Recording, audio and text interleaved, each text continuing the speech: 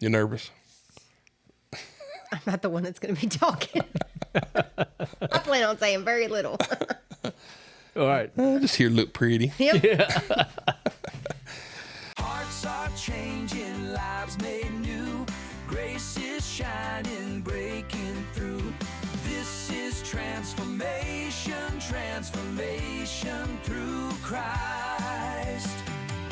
Now your hosts, Papa T and Doug. All right, guys, welcome to the Transformation Through Christ podcast. This is Doug Gregory. We have Papa T, Tony Deason, here with us, and my lovely wife, Annette Gregory. Hello. Hello. Thank you for joining us for this first episode of our new podcast. We've got a whole new equipment rig set up, and we've had this idea to do this podcast for quite a long time because basically there's just a whole lot of stories out there that need to be told. You know, me and Tony have spent a lot of hours in the truck, telling stories, hearing stories, and I was just like, man, we need to be recording some stuff, right.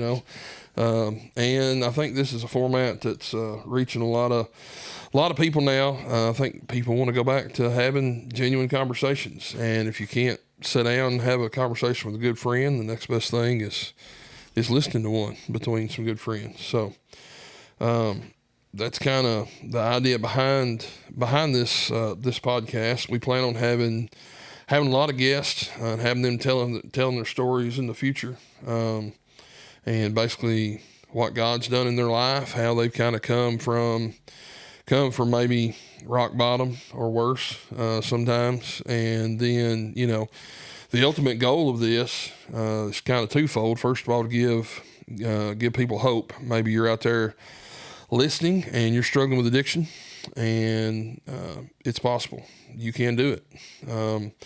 And the other side of this, kind of ultimately everything we do with Transformation Through Christ, and is we're trying to help people save their souls.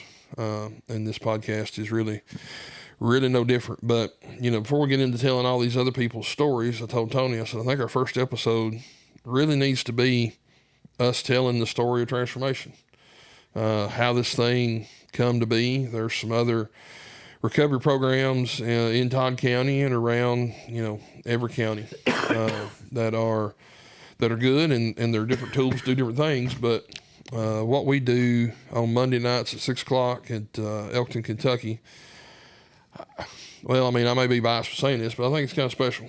And I think so too. We've had other people say that, Yeah. tell us that. Yeah, I think so too. It's a different type of format than just a regular recovery type meeting. More so than many that I had attended. Kind of give me a little background on the history of how we started. I came out, nothing to be hidden about. I came out of alcohol addiction problem. I was a functioning alcoholic for some time, and then in 2019, I went into rehab myself. And after coming out of rehab, realized that I needed to be involved in order to stay clean and sober. And I had been to every recovery meeting there is within a 25, 30-mile radius. Yeah. And during that process, whether good, bad, or indifferent, the COVID hit about that time. Yeah.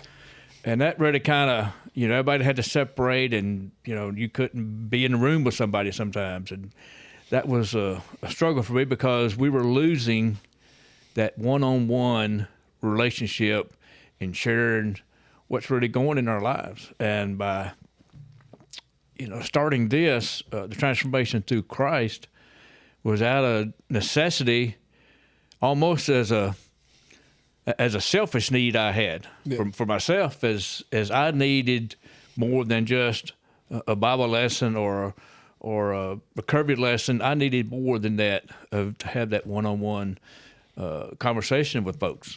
Okay, so I guess what I'm hearing you saying then is that the interaction piece maybe was what was missing in those other. The interaction piece was definitely missing. It had been there for a while.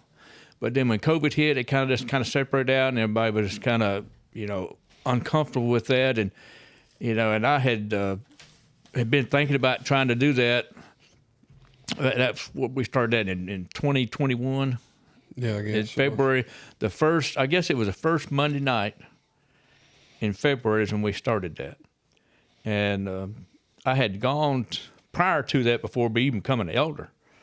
I had that desire to do that type of a ministry on my own, and I had gone to the eldership at the time and talked to them about wanting to start a meeting and things like that, and I had mixed feelings. Some was supportive, some was a little bit iffy because didn't want to start something that's going to just fall away in just 2 or 3 months. But I had made the commitment to it, and kind of jokingly said to the elders, I said, "Look," I said, "I'm going to do this whether you want to or not. I'm going to find somebody that's going to help me do this." And so Doug you had just moved out of the house over there, and so we had the facility, and so we took that on and started there. And then,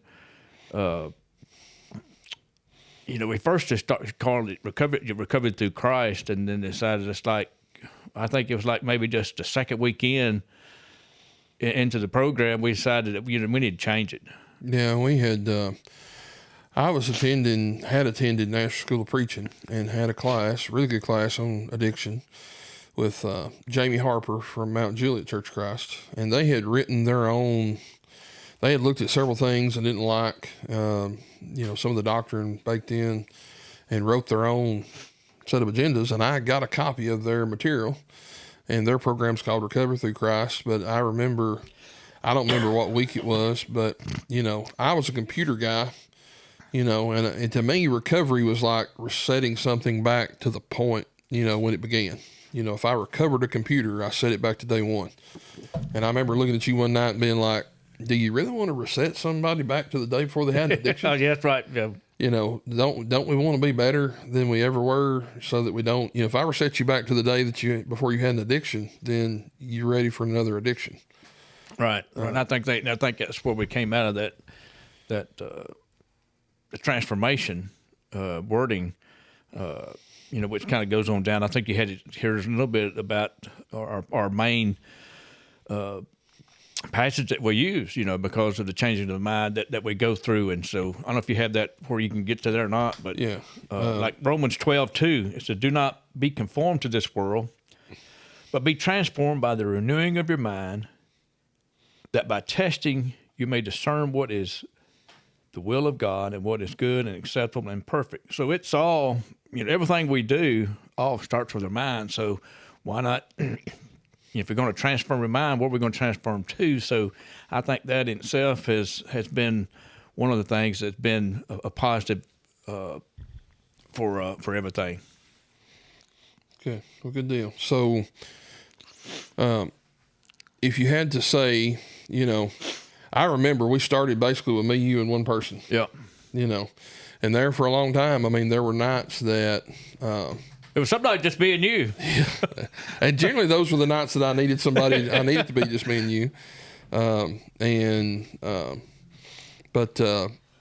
we kind of had our own little support group going on there for a while. Yeah. It's like, oh, good, nobody's here, let me vomit on you. What's been your biggest shock or surprise of this whole deal? You had a vision going into this of a new style of meeting, okay? But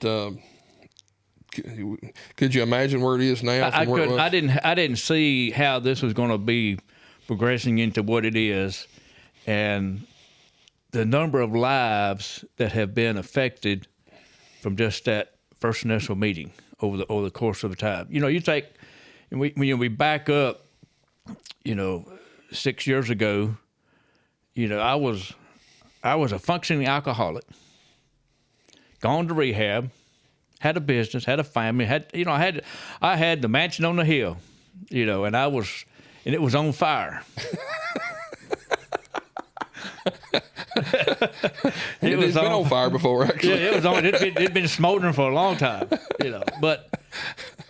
And I've told these stories before, but by God, yeah, it changed, and so there's not only did I surrender to that part of my life, seeing what God has done since then, not only in my life, but other lives that have been exposed to this type of format, is just something that you couldn't plan for. Yeah. There's no way you could see the number of people who have given their life to the Lord because of this.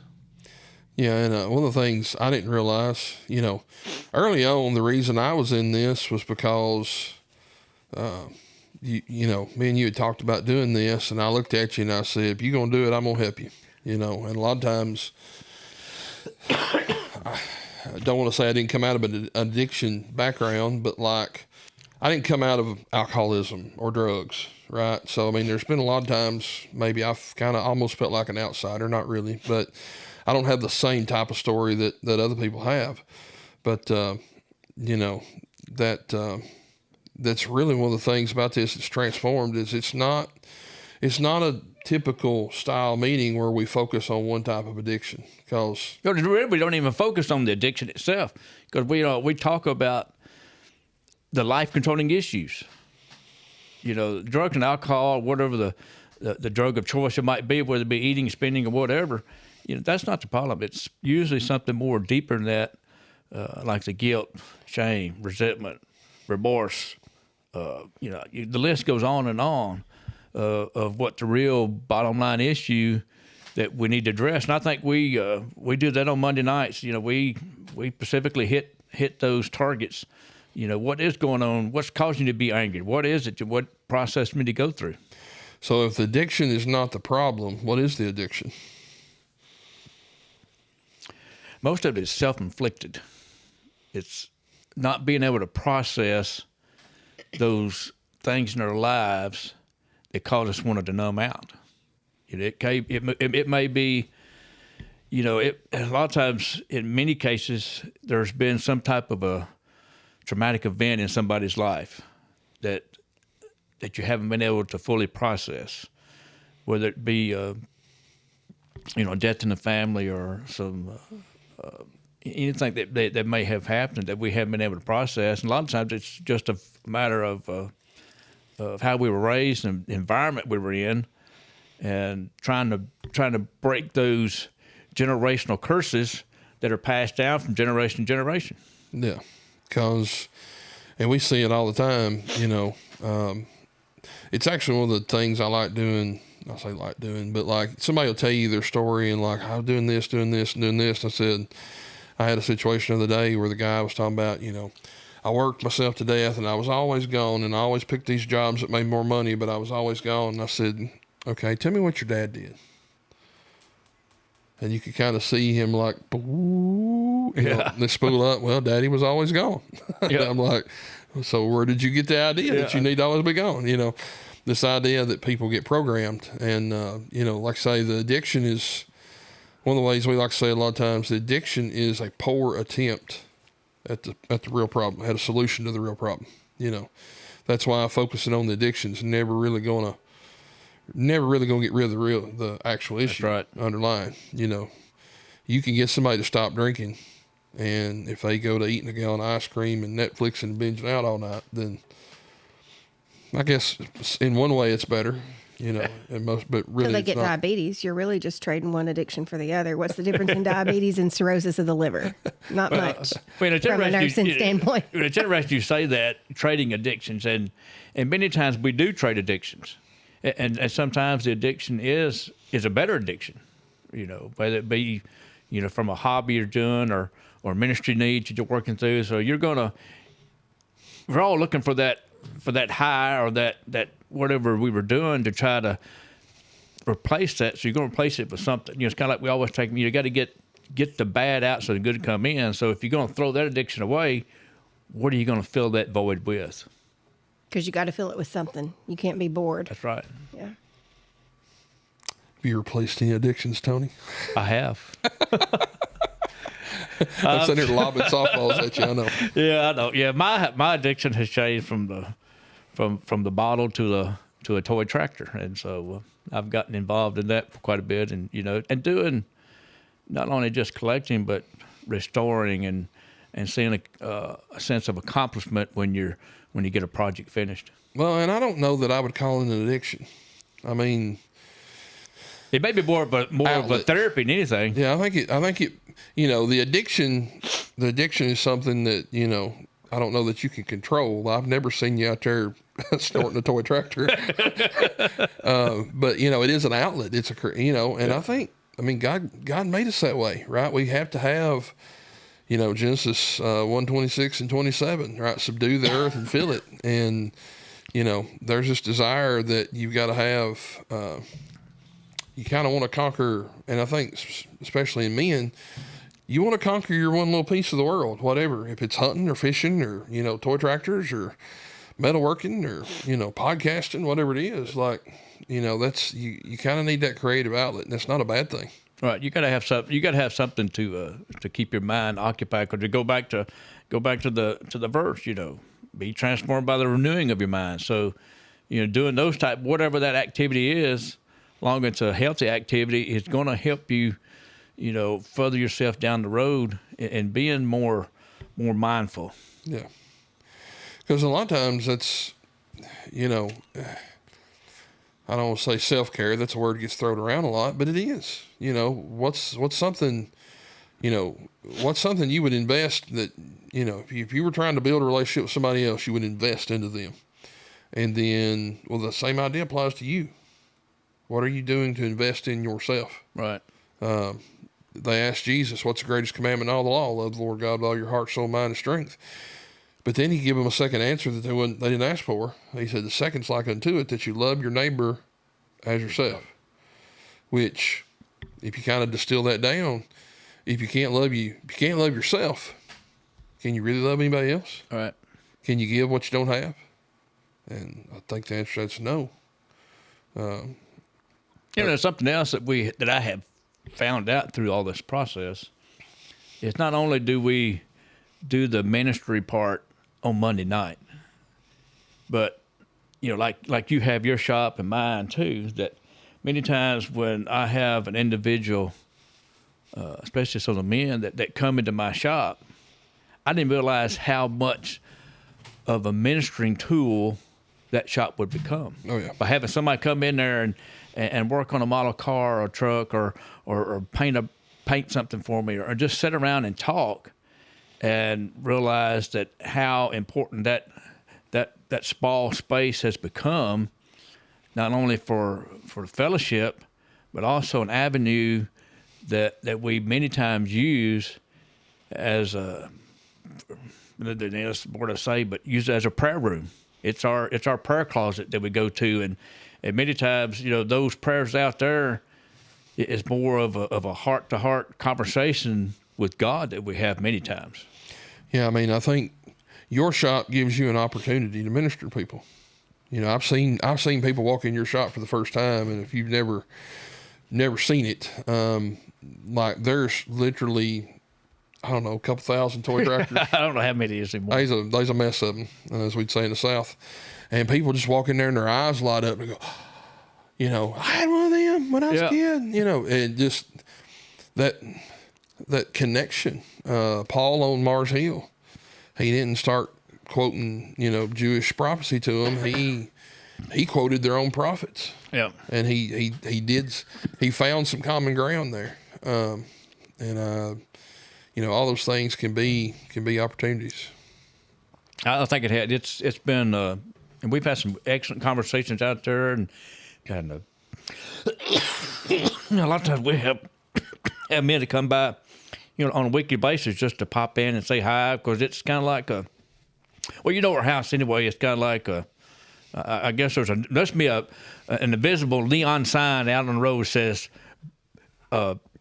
vacancy. It's open. Whatever it is, sign it is, come in, Yeah.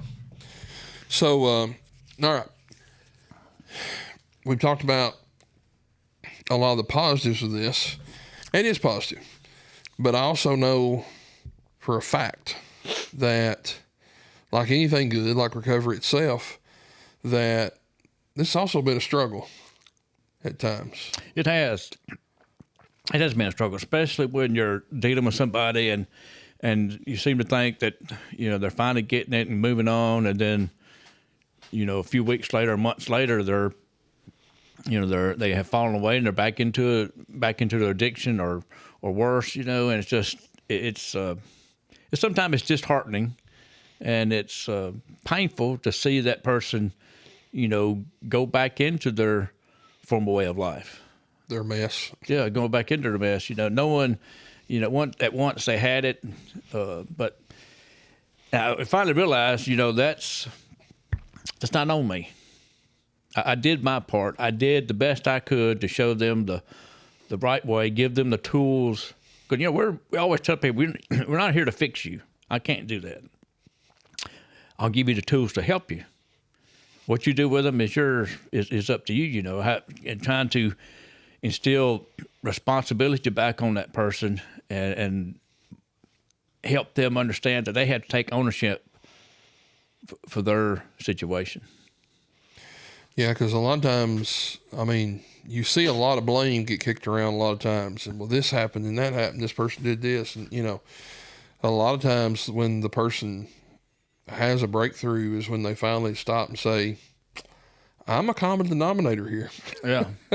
even though they may have been raised up horribly or, whatever happened to them, at some point you got to say, okay, yes, this is horrible, and what am I going to do about it? Right. What am I going to do about it? Now, another thing we do with this meeting on Monday nights is we split up men's and women's groups. I can't speak to this perspective because I'm not a lady, but Annette, what do you think as far as those individual groups, and especially ladies being able to meet together? What's that meant to you, and what do you think it's meant to other ladies? Well, and that's one of the things that separates transformation from the other groups. From what I've heard, like, we're really the only ones that separate out, and everybody gets a chance to talk about, their issues. And we, talk about, have you had a good week? Anything you want to talk about? Anything on your mind? Again, we reiterate, we're not here to fix you. We're not here to give you, necessarily advice, but, just some encouraging words. This is what I've been through. And I think it's not just women, though. I think the men like that too. I think that they really, I know a lot of times that y'all aren't done when we're done, because there's usually more men than there is women. But I think it's very therapeutic. You go to a therapist, and what do? You talk about your problems, and really for the most part, they listen. That's their main job. And so I feel like, it's very therapeutic and it's very helpful. And when I started going, again, to reiterate what you guys said, it's not about addictions. It's about life controlling issues. And it's not just drugs and alcohol. That's, in a nursing standpoint, that's a symptom of a bigger disease. And the disease could be trauma. It could be abuse. It could be, just a bad childhood. It could be, just all kinds of factors. So I think that's what separates transformation from other things, is because we focus on, the actual problem, not just the symptoms of the problem. So for me, it's helped me with past trauma, with, just all kinds of emotions and, anger and frustration. And it just really helps to get that out, Yeah, because I think, the biggest tool that a counselor, a licensed counselor has is perspective. They don't have a magic wand to wave. They've got some wisdom. They've got some training. But, like, at the end of the day, so many things, what you're going to get at this meeting or any meeting probably that's any good is going to be, you're going to get love, hopefully.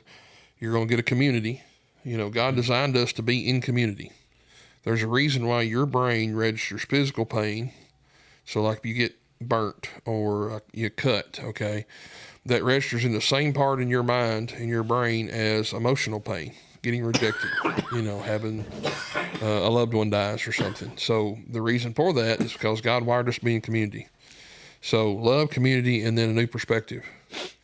There's something really, really powerful when somebody sits down and says, "This is going on in my life, and I just don't know," and da da da da, and somebody says, "Yeah, me too." And for some of these people, they don't have family where they can go to, because sometimes their family is toxic, and we're it. Sometimes we're it once a week, you know. Yeah, I remember several years ago, got a call, and one of the things we branched out into a lot, well, not a lot, but some in transformation, is mental health topics, and that's probably more where I fit in to the nut house than than anything else. But got a call to go over to a house where a 3-month-old infant had died, and was really, really struggling with this, and went to a preacher's meeting one Monday morning that had a group called Stress in Ministry, and it was basically kind of what we do on Monday night. Everybody sits in a circle and you share. And was dealing with some pretty severe panic attacks and just barely holding it together. And I went in that group and just, I call it vomited, but you kind of just spill your guts. Here's what's been going on. Here's what I'm feeling. And I'll never forget this one brother, and I love him to death, and I'll never forget what he said. He said, "Doug," he said, I'm really used to walking out across a graveyard with 6 people packing a box. He said, it's never easy to watch a family suffer. He said, but I'm used to that. You expect somebody that's older, when you got 6 pallbearers, blah, blah. He said, the image that I will never get over is walking out across that graveyard with one person packing a tiny casket. And what he told me in that moment is, yeah, I've been there, and you're not the only one. Right.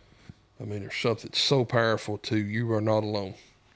And I think that's a lot of times what happens in when we split up into men's and women's groups separately, is that we can share our stories, and it's kind of like telling, giving your testimony sometimes, of your life history, of what you've gone through and things.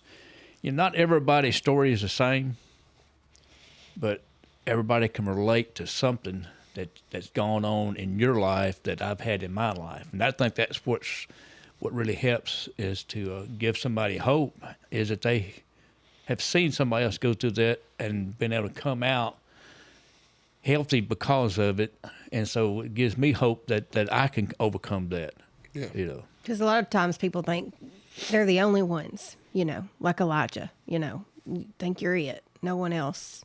It's just me. Oh, yeah. It's like, when I was in addiction, my sin was greater than anybody else's. There's no way that God could forgive me of what I had done. You don't know what I have done. And, that's not the case. Especially, I think that's what I learned when I went through rehab, is learning that, one thing is all this, there's no perspective of person. It touches every aspect of lives. And just being able to connect with other people who have gone through that, overcome it, and then we in turn around and give that back to somebody else to give them some hope. Yep. Yeah, I mean, you think about 2 Corinthians 1, 3 and 4, that God is the God of all comfort, who comforts us in all of our afflictions, so that we may go and comfort others in their afflictions. Sometimes God uses another person. I mean, you think about how many people that God used, and I don't think the closest I've ever found would be Joseph, maybe, but like even he wasn't perfect, But there's all kind of imperfect people. I mean, you look in the lineage of Jesus, and there's prostitute, there's Bathsheba is in the lineage of Jesus, David and Bathsheba. I mean, there's some stuff in that Old Testament make Jerry Springer blush. Well, I have made the comment before that before I got into this ministry, that I think that God was giving me some training ground. All the things I had gone through from my childhood to early adult and early marriage and losing my parents and things, all was some of that training ground for being in the ministry we are today. You know, it's kind of like you in mental health. You know, I don't know a whole lot about how that, but you can come in and really help people. You can see things different than I can on some of those issues because you see what those triggers are, and I can see the things on the other side. So we have a good team that way. But you know, it's just one of those things that I think that helps us. Sometimes we don't realize that we're going through. God's putting us through these training, but we're putting us through this so we can be able to help somebody else. Yeah, I mean, James 1, like 2 through 5, you know, the testing of your patience produces a lot of things. And if he doesn't have wisdom, let him ask God who gives liberally. I mean, you know, sometimes you got to, not sometimes, all the time, you got to go through something. That's right. You know, it's kind of like you mentioned something about, you know, a lot of times if we pray for, say we're going to pray for patience, you know, God may not just, he's not going to snap his finger for here's your patience. He may give you an opportunity to learn patience. He's going to give you a kid. Or 3. Yeah.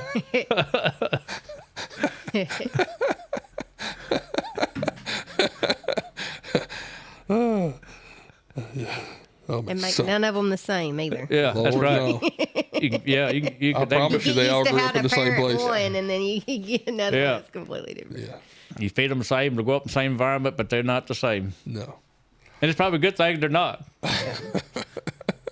Probably a good thing they're not. You know, one thing we didn't hit on is the format that we do on Monday night. Is that, you know, 6 o'clock comes, we're pretty prompt. You know, we may miss it a minute or two here and there, but we're pretty prompt. 6 o'clock comes, we're having a blessing, and we'll have a meal. Sometimes it's pizza, sandwiches, and we have a lot of excellent support in our meals. That have some other churches who provide some stuff for us, and that we've been blessed by that. But we have a meal, then we normally have just a little short lesson. I don't get into a lot of different scriptures. Sometimes we just have one scripture, just hit that one point. Just this one target point tonight we're going to hit on, and give us some thought for that. Then we'll split up into our separate groups, and usually each group will close out on their own in a prayer. Yeah, and I think one of our biggest maybe strengths is flexibility. I remember, I won't call his name, but there was a gentleman walked in one night, and you know, in the general introductions, how you doing? And he's like, I'm not good. Yep. And the whole thing just stopped and circled around him and prayed, and everybody just sat there and talked. And, you know, that whole meeting that night was focused on that one person, but That's it right. just kind of naturally happened. Yeah, and that's what we do. We are flexible. You know, if we see needs that arise like that from time to time, each Monday night, that's not the only time we've ever done. That's happened several times. You know, when you kind of, you know, I have a lesson prepared, and I hear a little whisper from somebody like, you know, something's going on, and so let's take care of that issue. You know, that's the most important thing that's in that person's life tonight. So let's help them. Yeah. I don't think we said this earlier, but we all attend. I preach for Westside Church of Christ. Tony's an elder at Westside. And in a lot of ways, transformation, I guess you would call it a ministry of Westside Church of Christ. Yeah. It's really kind of, it's not completely its own thing, but like it's really turned into kind of an icebreaker for the church in a lot of ways. It really has. You know, because here's a time, here's a place, and here's, you know, we're dealing with real world stuff, you know. And the church is not, I'll say the church, Westside used to be more, what's the word? Everybody walked in the back door and how you doing? Everybody's good. Everybody's good. Yeah. No problems. And now it's okay to not be okay in there. That's right. That's right. And I think transformation has had some to do with that. There's a lot of factors in that. But you know, I think it has changed kind of the idea of the church. I know we had a gentleman 2 weeks ago now. We show up on Sunday morning, and he had camped out under the pavilion at the fellowship hall that night. It was cold and rainy, and he got in out of the wet, and he come in, and everybody welcomed him and talked to him, I know there's a lot of places where if some drifter, I don't know if that's the right word, but if some drifter walked in off the street, that everybody would be like, oh yeah. I think the transformation I think the Monday night has been a key factor in people being more receptive to whoever comes in the door, whether it's somebody that's wearing a baseball hat or has an arm full of tattoos. It's not, or a face full of them. Yeah, face full. We've had that. But it's not such a just such a shock anymore because they're used to those type of people coming in, or just somebody that's that away. And I know the eldership, we have really tried to instill in the members and the people who come in contact, we're here to save souls. That's our ultimate goal, is saving souls, regardless of what the outer appearance looks like. Is the soul is the most important part that we need to be working on. Yeah. And they've seen the transformation in these people. They've seen it. That's right. Because they knew it's a small town. They knew these people outside of of this, and that have transformed their lives, and they see God working through people. Yep. Yeah, I've had a few conversations where it's like, do you know who they are and what they done? Well, can Jesus' blood change them? If he can change you and change, whoever, like, well, I just don't know if I can love them the way. I said, well, I just need you to give them a chance. Yeah. And then later on, they're on their back row buddies, but just because, it is possible, just because maybe a lot of times out in the world it doesn't happen on its own doesn't mean that there's not power in that book. That's right. It's still the same power today as it ever been. Yes, sir.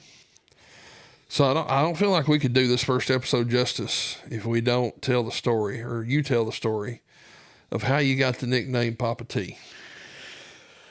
Well, that came about when I was actually in rehab. We just had our first grandchild, Reese, and they were maybe expecting another one or something going on, and I was sitting there one day, and then through a phone conversation, one of the gentlemen had overheard me talking about having grandkids. I said, yeah, I've got grandkids. We're trying to come up with a name, and I don't know which one said it first, but it sounded like it ought to be a Papa T in there somewhere, And so that's how that name got stuck. But then a couple of weeks later, during one of our in the rehab, in one of our community sessions, where you can kind of, not really, I guess it's more of a complaining center. If you come, bring up everybody, it's a small group discussion. They can kind of complain on things. And one of them was complaining about the toilet paper, and one was complaining about the sandwiches you had, and all this kind of just on and on and on. And I finally just had enough. I stood up. I said, well, wait a minute. I said, I don't know what y'all are doing. I said, but I have paid to be in here myself, and you're not going to deny me what I've come in here for, And it just a hush, come over, cool the crowd, and the resident assistant, he gets up. He was kind of conducting the meeting. He just kind of gets up and he said, I think Papa T has spoken, and there's nothing more to be said. And that was it. And after that, it was kind of like, oh, Papa T, Papa T, Papa T. It's like, every time, I kind of just went off on him. I said, look, I don't care about all this other y'all petty little things, you're complaining about. And I said, I'm here to get right, to get better, And it's kind of like, after that, it was kind of like, whatever Papa T says, that's what we're going to do. Well, if you don't know Tony is very even-keeled, but like when he does get upset, it's just one of those things. It's like E.F. Hutton. When E.F. Hutton talks, everybody listens, I'd like to have been a fly on the wall. That would have been hilarious. Yeah, and even some of the members even some of the people that have gone through the transformation, through their, still when every now and then, I know a couple of months over now, when I come in, they know that I have that look, like, stay away from him tonight. Yeah, we've had some pretty funny moments in the truck. Like, oh yeah, we went chasing sheep one night. And driving down the middle of the road, or driving down the road and quiet. Tony all of a sudden looks over at me and he says, "We get some crap." Yeah. I don't know how many nights we've been out at 11, 12, 1 o'clock in the morning chasing people. Wiring power inverters. Yeah. Dragging a drunk out of the bed. And, We left one other day and Tony's like, "Don't you talk to me. Don't talk to me right now. I can't take it." yeah. One of my favorites was, this was house cleaning day. I don't know if you remember this, but there was some stuff going on anyway. Got in the truck and Tony's got his hands on the steering wheel. He's kind of got this distant look. I said, "Tony, what are you thinking? What are you thinking, T?" He said, "I'm just trying not to see him." I remember that. You need that on a t-shirt. Yeah, he just like, "I'm just trying not to see him." Oh man. But yeah, that's Yeah, we'll get into some of those stories later on down the line and share with some of those. There's some powerful things that we have done that have, you have those, those light bulb moments or those eye opening experiences that we've gone through. and it ain't that we sat down and planned it out. It's just, God saying, "Okay, here you go. Here's an opportunity." Yeah. And I guess we were too silly not to take it. Some of that stuff, just like, "Oh yeah, here we go. Yeah. Here I am saying me." I didn't know that's what it was going to be, but anyway, it worked out. Yeah, that's right. It's worked out. It's worked out good because a lot of times I'll jump into a dangerous situation not knowing it's dangerous, and Doug back there pulling me back. Well, wait a minute, hold up. Yeah, there's been a few times like, if you go by yourself, I will be mad at you. I will be mad at you. And then there's been a few times where you mentioned about pulling them out of the bed. That story that night, you imagine a little motel, okay, and the little lady at the front desk was there, and we rolled in. Somehow we knew he was there, but we didn't know what room he was in. And we rolled in the little front desk, and it was late, and the little lady comes to the glass. It's one of those deals you can't even, you're not even looking across the counter, you're through glass. And Tony's like, of course, I'm a sizably large white man myself, and Tony, and he's like, "We're looking for this guy." And this woman looks at us like, "I don't want no trouble." I'm like, "It ain't no trouble, but he's one of my church members, and I need to find him now." And she's like, "Room 27. She didn't know whether to call the police or run or what, but it's just like, Yeah, I told her, I said, there ain't no trouble. It will be if you don't give me his room number.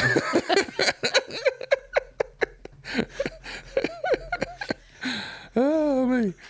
But but look forward to interviewing some of the folks that we've helped with transformation who's helped us. I don't know that they've not helped us as much as we've helped them, but Well, I think we've all have grown through it. oh yeah. Yeah, it's and it's kind of funny. There have been, for a long time, it didn't seem like anything was happening. We're doing this, and and I made a commitment to Tony. I'm gonna keep doing this as long as Tony wants to do it. And I kept thinking, like, at one point early on, year or two in, like, when's he gonna give up and throw in the towel? And then all of a sudden, one night we had like 30 people. Like, Yeah. it just seemed like overnight. All of a sudden, everybody said, "Yeah, I've been hearing about that. Let's go try it." And it just took off. Yeah, and then you finally started seeing the most rewarding thing is you finally started seeing lives change and souls being saved. Yeah. That's where that's what it made it all worthwhile. Yeah, and that's kind of what I was trying to get at earlier. It's not always been, it ain't been sunshine and roses, but anything good worth having isn't. That's right. All right. You got anything else you want to add, Netter? All right. Well, I think 45 minutes is a good length. Yep. So I think we'll cut it off here, but come back and join us next time for Transformation Through Christ. Love y'all. See you.